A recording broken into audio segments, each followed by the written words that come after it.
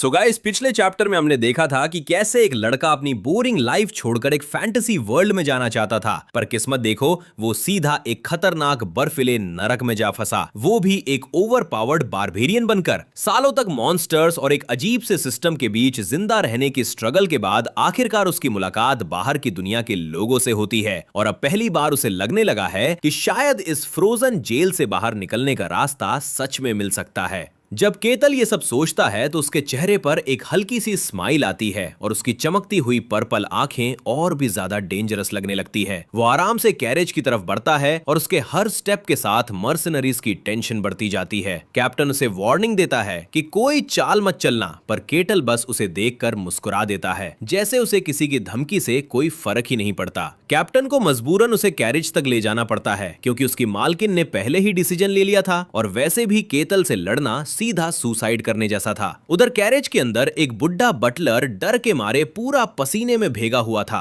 पर मोलिना खुद को एकदम शांत रखती है। तभी दरवाजे पर नॉक होता है और केटल की भारी आवाज आती है, क्या मैं अंदर आ सकता हूँ? बटलर तो लगभग चिल्लाने ही वाला था, पर मोलिना शांति से बोलती है, हाँ अंदर आइए। केतल अंदर आता है, एकदम रिलैक्स होके बैठ जाता है और उनसे कहता है कि डरने की कोई जरूरत नहीं है, उसका उन्हें नुकसान पहुंचाने का कोई इरादा नहीं है। मोलिना उसे बड़े ध्यान से देख रही थी, उसे यकीन ही नहीं हो रहा था कि एक लेजेंडरी बारबेरियन सच में उसके सामने बैठा है। केटल को कैरिज के अंदर थोड़ी गर्मी लगती है और जब मोलिना बताती है कि ये मैजिक की वजह से है तो केटल सच में काफी इंटरेस्टेड हो जाता है क्योंकि उसने असली मैजिक पहले कभी देखा ही नहीं था। फिर केतल एकदम काम वॉइस में कहता है कि इस वेस्टलैंड को पार करने के उनके चांसेस काफी कम है, पर वो उन सबकी जान बचाएगा, लेकिन एक शर्त पर। मोलिना थोड़ी नर्वस हो जाती है कि कहीं वो गोल्ड या पावर जैसी कोई डेंजरस चीज ना मांग ले, पर केटल मुस्कुराकर कहता है कि उसे बस बाहर की दुनिया की इंफॉर्मेशन चाहिए। मोलिना शॉक रह जाती है कि बस इतनी सी बात। दोनों के बीच डील पक्की हो जाती है और मोलिना अपना इंट्रो देती है कि वो हाउस अकीशा की मोलिना है। यहाँ स्टोरी थोड़ी केटल की पास्ट लाइफ में जाती है। असल में वो एक पूरा फैंटेसी नर्ड था जिसके आसपास हमेशा गेम्स और बुक्स रहती थीं। वो हमेशा एक ऐसी दुनिया में जीना चाहता था जहां मैजिक और मॉन्स्टर्स हों, पर जब वो इस बर्फीले नरक में उठा तो उसे शॉक होने का टाइम तक नहीं मिला और उसने वही किया जो एक मेन कैरेक्टर करता है। उसने लड़ना शुरू कर दिया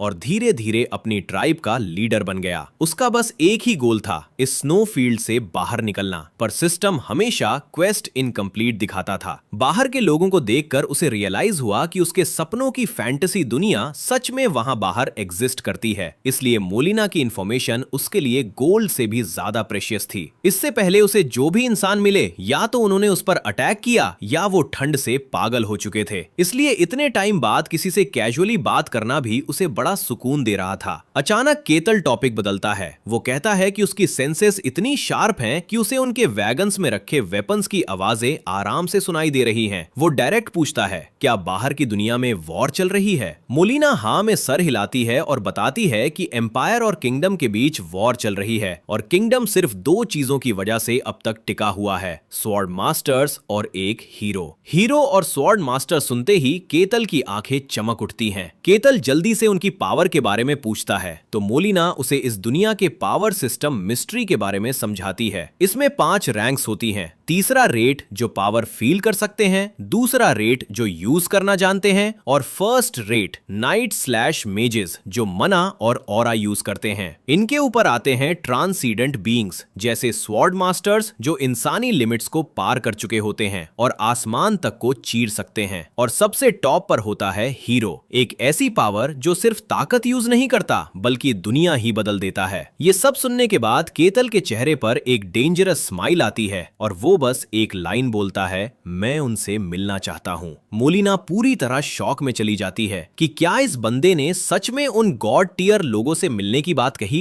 पर केटल बिल्कुल सीरियस था। वो ना जाने कितने सालों से इस फ्रोजन नरक में फंसा था। उसने अपनी ड्रीम फैंटेसी दुनिया पा तो ली थी, पर वो उसके लिए एक जेल बन चुकी थी। अपना फेस एकदम सीरियस करके वो फाइनली प्योर कॉन्फिडेंस के साथ कहता है, मुझे बाहर निकालना ही होगा।